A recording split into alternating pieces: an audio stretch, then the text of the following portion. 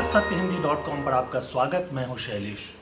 प्रधानमंत्री नरेंद्र मोदी ने कल राम जन्मभूमि मंदिर अयोध्या के शिलान्यास के समय एक महत्वपूर्ण टिप्पणी की।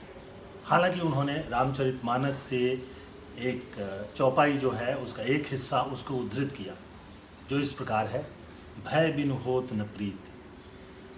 अब वो किसके बारे में कह रहे थे ये बहुत साफ नहीं है।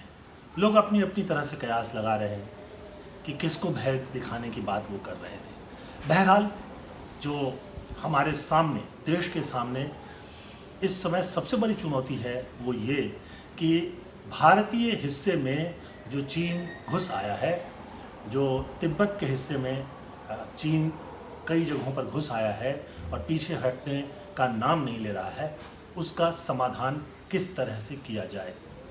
ये एक बड़ा संकट है। भारत के रक्षा मंत्रालय ने अपने वेबसाइट पर इस बात को अधिकृत रूप में डाल दिया था कि चीन कई जगहों पर घुसकर आ गया है और अभी तक वो पीछे नहीं जा रहा है, लेकिन बाद में उन्होंने वापस कर लिया। आखिरकार चीन के इरादे क्या है, बातचीत क्यों आगे नहीं बढ़ पा रही है, इन सारे मुद्दों पर बातचीत करने के लिए आज हमने आमंत्रित किया है वरिष्ठ पत्रकार हरि कुमार को। हरि जी, स्वागत है आपका और नमस्कार। बहुत पेचीदा मुद्दा है, वैसे तो अब कई महीने हो गए हैं और चीन जो है ऐसा लग रहा है कि जहाँ तक वो आ गया है, चाहे वो पेंगोंग झील के पास हो, गलवान घाटी में हो, वो पीछे अब लौटने के लिए तैयार नहीं दिखाई दे रहा है। तो आप लंबे समय से भारत चीन विवाद का जो ये हिस्सा है उसको कवर करते रहे हैं। क्या लगता है, क्या इरादा है चीन का? चीन का इरादा इसमें बड़ा साफ साफ दिखाई दे रहा है शैलेश जी। चीन ने जो LAC की जो पोजीशन है उसको यूनिलेटरली चेंज कर दिया है। एक बहुत लंबे, उसकी काफ़ी लंबाई है उसमें और कई सेक्टर्स में, पूरा का पूरा हम उसको ईस्टर्न लद्दाख बोलते हैं, लेकिन उसमें कई जगहों पर चीन ने आगे आके उसके LAC के कैरेक्टर को चेंज कर दिया है। LAC को चीन ने ईस्टर्न साइड में शिफ्ट कर दिया है। कहीं पे 2 किलोमीटर शिफ्ट किया, कहीं पे 10 किलोमीटर शिफ्ट किया, 2 से लेकर 10-12 किलोमीटर तक वो शिफ्टिंग है। और चीन ने अपने, अभी उनके एक विदेश मंत्रालय का स्टेटमेंट भी आया था कि हमारे हिसाब से जो प्रोसेस ऑफ डिसएंगेजमेंट है वो पूरा हो चुका, हमारे हिसाब से जो प्रोसेस ऑफ बफर जोन का है वो पूरा हो चुका। इसका मतलब ये कि अब जो नई पोजीशंस हैं इंडियन आर्मी की और चाइनीज़ आर्मी की, वो चाइना के हिसाब से फाइनल। अब हम उसमें ना हमने पीछे हटना है ना हमने आगे जाना, आगे तो फिर भी जाएंगे जब उनको मौका मिलेगा। अभी यहाँ से, अब फॉर एग्जांपल गलवान वैली में पॉइंट 14 जो था वो पेट्रोलिंग पॉइंट था, वहाँ पर हमारी सेना जाती थी, चीन भी आता था, पेट्रोलिंग करते थे, चले आते थे, सब ये मान के चलते थे कि साहब ये 14 से जो लाइन गुजरती ये LAC है। चाइना आगे आ गया, पॉइंट 14 तक आ गया, हम लोग भी आगे आ गए। अब चाइना ने कहा कि साहब आप पीछे हटिए, हमने कहा कि आप पीछे हटिए। चाइना भी 2 किलोमीटर पीछे हटा, हम भी 2 किलोमीटर पीछे हटे। हम जो 2 किलोमीटर पीछे हट रहे हैं वो अपने इलाके में पीछे हट रहे हैं। चाइना जो 2 किलोमीटर पीछे हट रहा है वो उस इलाके में हट रहा है जहाँ से वो पहले से आगे आ गया था। तो आपने LAC को 2 किलोमीटर पुश कर दिया ईस्टर्न साइड में, तो आपकी मंशा चेंज होगी और आपने इफेक्टिवली वो ग्राउंड पे कर भी दिया। कोई गोली नहीं चली, हाथ पैर के झगड़ों में और इधर उधर लाठी डंडों के झगड़ों में हमारे 20 सैनिक मारे गए, लेकिन कोई गोली नहीं चली, कोई आर्टिलरी का इस्तेमाल नहीं हुआ, कोई इन्फेंट्री का इस्तेमाल नहीं हुआ। और उन्होंने गलवान वैली में LAC को तकरीबन 1.5-2 किलोमीटर इंडिया की साइड में पुश कर दिया। सिमिलरली आप लीजिए पेंगोंग वैली का, पेंगोंग में हम मान के चलते थे कि साहब LAC फिंगर 8 से गुजरती है, चाइना मन के चलता था कि 4 से गुजरती है। हम 4 पे बैठे थे, चाइना भी 4 तक आ गया। चाइना ने 8 और 4 के बीच में अपने मिलिट्री स्टैब्लिशमेंट बना लिए।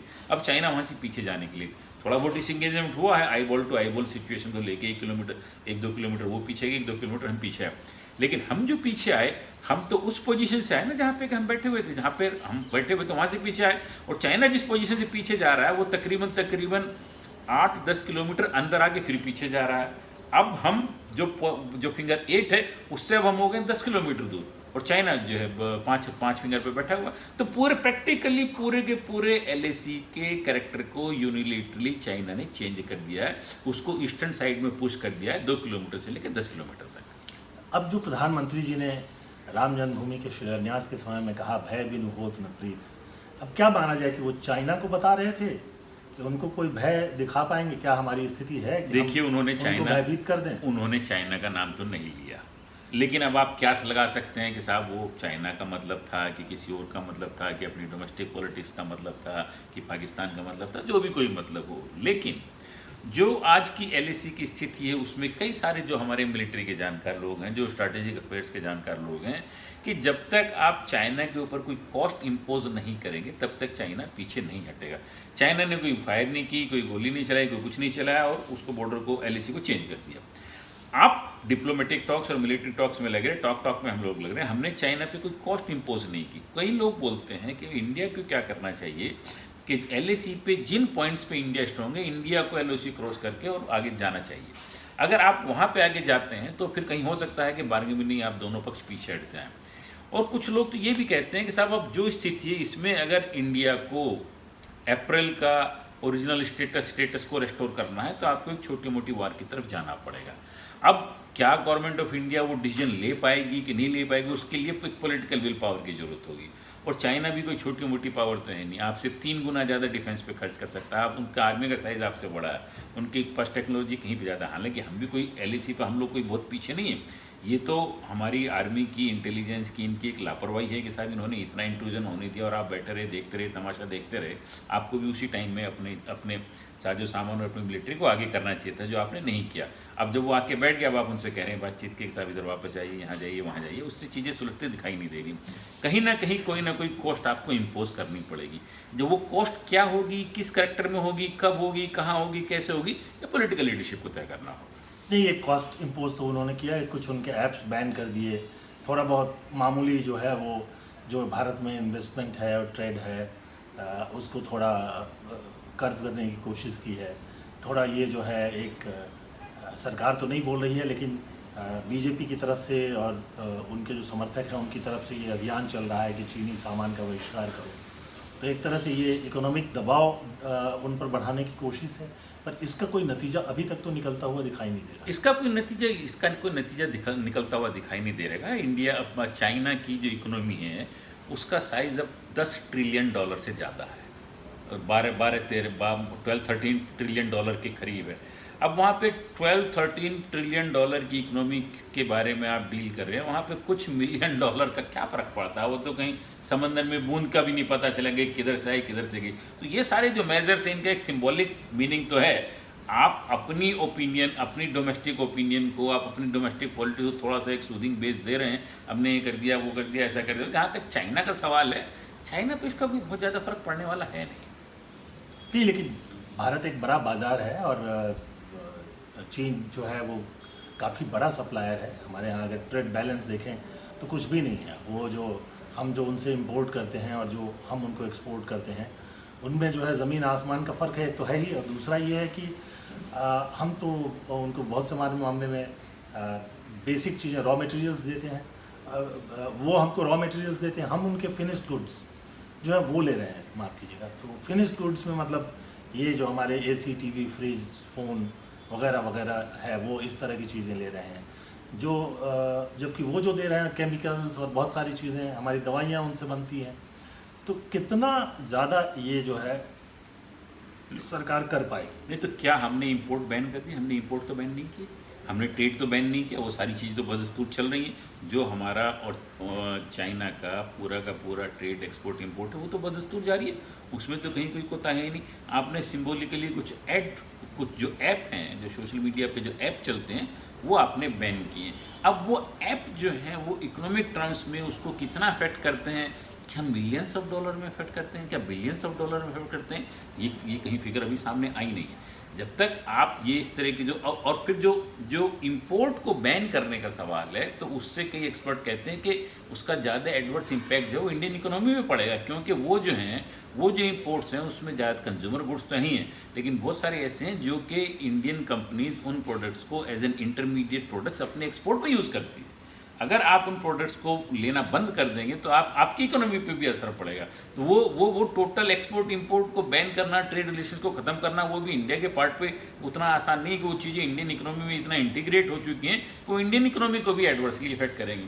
और आज की डेट में कोई ऐसे कदम आप लेने की स्थिति में है नहीं जो कि इंडियन इकोनॉमी को एडवर्सली इफेक्ट करें, क्योंकि इंडियन इकोनॉमी जब ऑलरेडी रॉक बॉटम पे है, अब निगेटिव ग्रोथ की बात करें उसमें भी आप कहाँ इंडियन इकोनॉमी को चोट और ऐसे निर्णय लेंगे कि जिनसे और उन पे चोट पड़े, और ऐसा कोई पॉलिटिकल विल पावर दिखाई भी नहीं दे रही। ये जो चीज़ें हैं कि साहब ये बैन कर दो, वो बैन कर दो, ऐसा कर दो, ऐसा कर दो, सब बड़ी सिंबॉलिक चीज़ें होती हैं, ओपिनियन बिल्डअप के काम में आती हैं। वो काम करने के लिए थोड़ा बहुत सिंबॉलिक चीज़ों को बैन कर दिया, उसका कोई लार्ज इम्पैक्ट पड़ेगा ना हमारी इकोनॉमी में पड़ता दिखाई दे रहा, ना उनकी इकोनॉमी में पड़ता दिखाई दे रहा, इसलिए उनको कोई चिंता है भी नहीं। ये मिलिट्री के मसले हैं और इस पर जो कॉस्ट इंपोज की जाती है वो मिलिट्री कॉस्ट इंपोज की जाती है, वो बॉर्डर पे कॉस्ट इंपोज की जाएगी।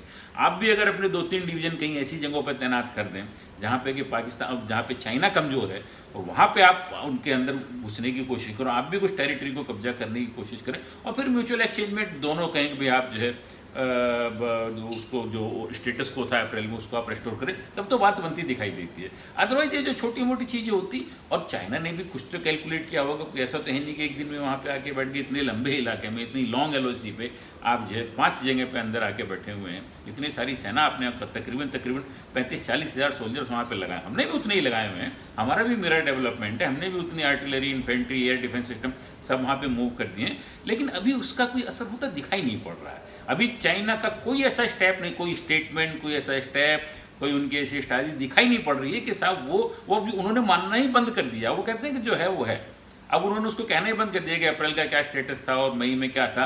वो कह रहे हैं जो आज है, जो एक्चुअल ग्राउंड पे है वो है, this is what the LAC is.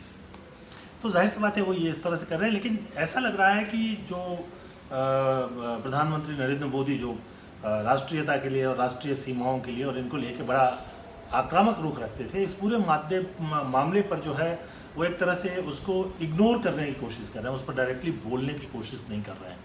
और दूसरी बहुत सारी चीज़ें शुरू की जा रही हैं, जैसे राम जन्मभूमि मंदिर का निर्माण। वैसे तो ये मंदिर जब सुप्रीम कोर्ट ने फैसला दिया था तो मंदिर का निर्माण किसी दिन शुरू होना ही था, लेकिन वो जिस तरह से इसका एक बड़ा उत्सव का रूप दिया गया, प्रधानमंत्री खुद शिलान्यास के लिए गए, तो उसको देखते हुए लग रहा है कि कहीं मतलब ऐसा तो नहीं है कि सरकार ये समझने लगी है कि जो सीमा का ये विवाद है इसको वो किसी नतीजे तक नहीं ले जा सकती, यानी 5 अप्रैल की जो स्थिति है उसमें चीन को लाना इनके लिए संभव नहीं है।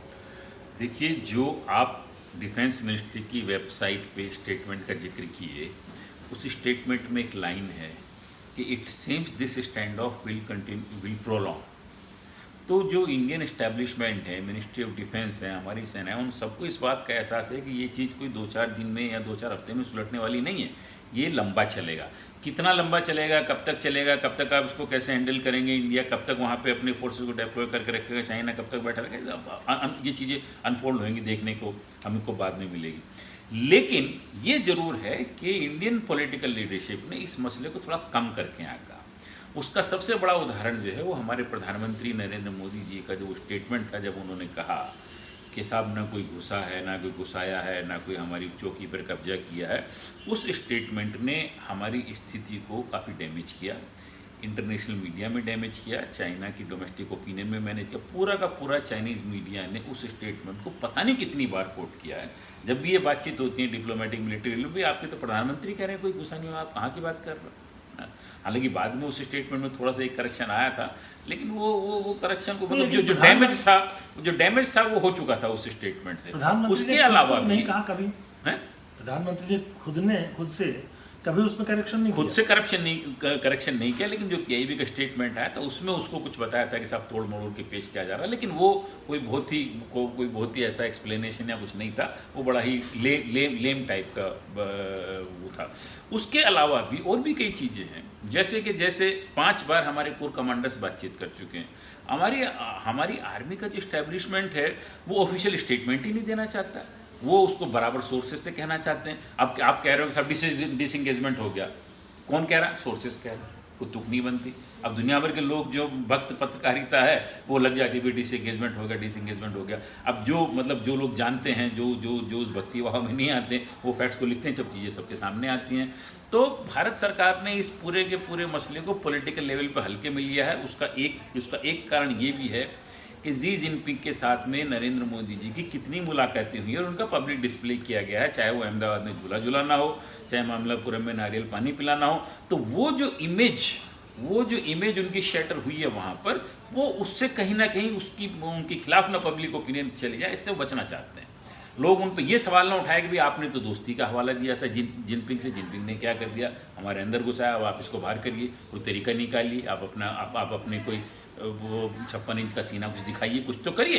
लेकिन ऐसा कुछ होता हुआ दिखाई नहीं पड़ रहा, तो वहाँ पे उनकी इमेज डैमेज हो रही है।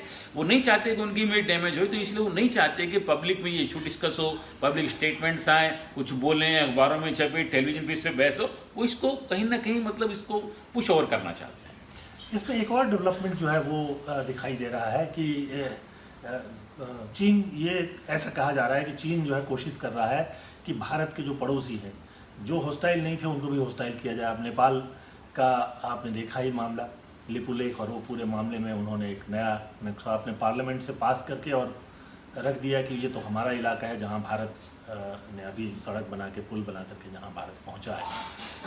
उधर से चीन की सेना जो है बहुत करीब तक वहाँ भी पहुँच गई है, और ये भी कहा जा रहा है कि वो भी जो LAC जो है उसको उसमें घुस करके और वो भारत की तरफ जो है वो यहाँ भी आ गए हैं। अभी खबर आ रही है कि पाकिस्तान एक नया नक्शा जो है वो पेश करने जा रहा है, जिसमें वो कश्मीर पूरा अपने में दिखाने जा रहा है, जूनागढ़ को भी दिखाने जा रहा है। तो इस तरह से एक जो ये कोशिश है, एक डिप्लोमेटिक कोशिश है कि भारत को बाकी जो पड़ोसी हैं उनसे भी घेरा जाए। ये दो हो गए, इसके बाद हमारा बांग्लादेश और म्यांमार है, पता नहीं उसके बारे में अभी तो स्थिति ठीक है, लेकिन जो सेफ हमारा सबसे नेपाल था वो भी जो है वो हॉस्टाइल दिखाई दे रहा है।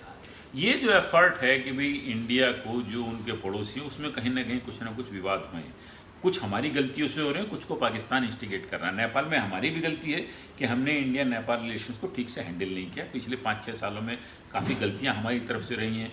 उनका एक अनडिक्लेयर्ड इकोनॉमिक ब्लॉकेट मदेशियों के नाम पे किया गया, और भी कई तरह की ऐसी चीज़ें हैं कि भाई अब ये सब जो मतलब छोटे कंट्रीज़ हैं, ये ठीक है आपकी डोमिनेंस को मानते हैं, लेकिन आप हर सिचुएशन में उनसे एक बिग ब्रदरली बिहेव करेंगे तो वो कहीं ना कहीं उकता जाते हैं। अब चाइना ने उन सब चीज़ों को पकड़ना शुरू कर दिया। नेपाल में उसने यही किया, जहाँ जहाँ इंडिया नेपाल रिलेशंस की कमज़ोर नब्ज हैं उस पर उसने हाथ रखा। चाइना को अपना टेक्नोलॉजी देना शुरू किया, चाइना को संसाधन देना शुरू किया, चाइना को उसको नेपाल की बात है सॉरी, नेपाल को संसाधन देना शुरू किया, टेक्नोलॉजी देनी शुरू की, इंटरनेट उनको दिया, और भी के साथ रेल बनाएंगे, हवाई जहाज लाएंगे, ये लाएंगे, वो लाएंगे। तो इस करके अब चाइना जो है भारत विरोधी जो उनके छोटे छोटे मसले इंडिया से रहे हैं, कहीं पे छोटा मोटा टेरिटरी का मसला है, कहीं पे और तरह के मसले, तो उनमें चाइना नेपाल अब थोड़ा मुखर होकर बोल रहा है। सिमिलरली अब ये CA का मसला है, उसको कहा गया, हमारे प्रधानमंत्री ने भी कहा, होम मिनिस्टर ने भी कहा कि साहब ये दीमक की तरह खा रहे हैं, इनको हम वापस बांग्लादेश भेजेंगे। बांग्लादेश उस बात से नाराज़ है। बांग्लादेश कह रहा भाई हमारे तो कोई आप क्या नहीं घुसे, जो घुसे होंगे आप क्या होंगे। अब अगर आप उनको किसी स्टेज पे कोशिश करते हैं, उनको ब्रांड करते हैं कि वापस बांग्लादेश जाएँ, तो बांग्लादेश की नाराज़गी स्वाभाविक है। पाकिस्तान से आपको हॉस्टाइल रिलेशनशिप है ही है। सिमिलरली इसी तरह की कई चीज़ें जो हैं वो श्रीलंका के साथ भी हो रही हैं। दूसरा, जो एक चाइना का काफ़ी पहले से स्ट्रैटेजिक इशू चल रहा है, वो तिब्बत को अपना पाम मान के चलते हैं और 5 फिंगर्स की बात करते हैं। वो 5 फिंगर्स जो हैं वो उनकी लद्दाख है, अरुणाचल प्रदेश है, भूटान है, नेपाल है, सिक्किम है। और वो इन पे कहीं ना कहीं अब जो हमारी टेरिटरी हैं, लद्दाख, सिक्किम, अरुणाचल प्रदेश, इन तीनों में तो डिस्प्यूट है ही। कुछ डिस्प्यूट उन्होंने बॉर्डर के जो है उसके साथ सिक्किम के, भूटान के साथ भी किए। अभी मैं कहीं पढ़ रहा था कि जो वो एरिया क्लेम कर रहा है चाइना भूटान के साथ में, पूरे भूटान का 10% ज्योग्राफिकल एरिया, छोटा मोटा एरिया नहीं है। हालांकि डिफेक्टो भूटान की सिक्योरिटी को हम लोग देखते हैं। सिमिलरली नेपाल की भी कुछ ऐसी रिपोर्ट्स हैं कि जहाँ पे नेपाल चाइना का बॉर्डर मिलता है, वहाँ पे नेपाल चाइना जो है वो उस कैरेक्टर को चेंज करने की कोशिश लगातार कर रहा है। सड़कें बना के, नदियों का बहाव चेंज करके, कहीं डैम बना के, कहीं पुल बना के, उन कैरेक्टर अभी नेपाली लोगों को समझ नहीं आ रहा है। अभी नेपाली लोग उन चीज़ों को कहीं ना कहीं उनकी रिपोर्ट में, उनके गवर्नमेंट डॉक्यूमेंट्स में वो चीज़ें आ रही हैं, अधिकारी लोग लिख रहे हैं, लेकिन वो भी इतना मुखर होकर उसके बारे में बोल नहीं रहे, क्योंकि अभी उनको लग रहा है कि चाइना से ये बेनिफिट मिल रहा है, वो मिल रहा है। तो वो जो चाइना की एक एक्सपेंशनिज्म की पॉलिसी है इस क्षेत्र में, वो इनकी आज की नहीं है, बहुत सालों से है, और वो अपना फैलाव करना चाहते हैं, और ये हर कंट्री के साथ में उनका दिखाई पड़ रहा है। चलिए, इस प्रोग्राम को ख़त्म करने से पहले एक आखिरी क्वेश्चन कि क्या दिखाई दे रहा है ये जो विवाद है भारत और चीन का, पॉलिटिकली इसको या डिप्लोमेटिकली इसको हल किया जा पाएगा, या ये एक स्थायी विवाद बन करके लंबे समय तक रहेगा जब तक कि भारत युद्ध की स्थिति में नहीं आ जाता? देखिए, इंडो चाइना का ये विवाद जो है, ये LAC का विवाद कोई बहुत नया विवाद नहीं है, और पूरी की पूरी LAC डिस्प्यूटेड है, परसेप्शन पे डिपेंड करती है।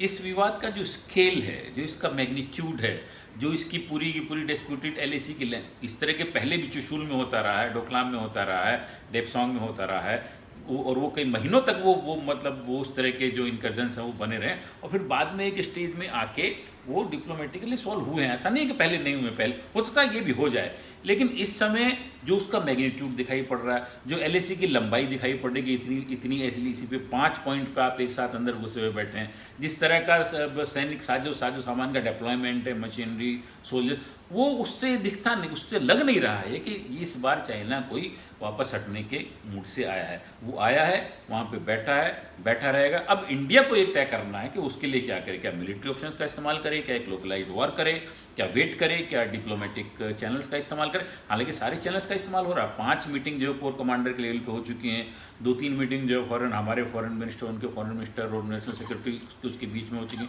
जो हमारा दूसरा एक कोऑर्डिनेशन ग्रुप है वर्किंग बॉर्डर मैनेजमेंट का, उनकी मीटिंग चलती रहती, वो सारी चीज़ें चल रही हैं। नतीजा क्या होगा अभी कहना मुश्किल है। अभी ये विवाद हाल फिलहाल में सुलझता दिखाई पड़ नहीं रहा है। विवाद सुलझता दिखाई नहीं पड़ रहा है, और एक जो आरोप है कि सरकार फिलहाल इस विवाद की तरफ से ध्यान हटाना चाहती है।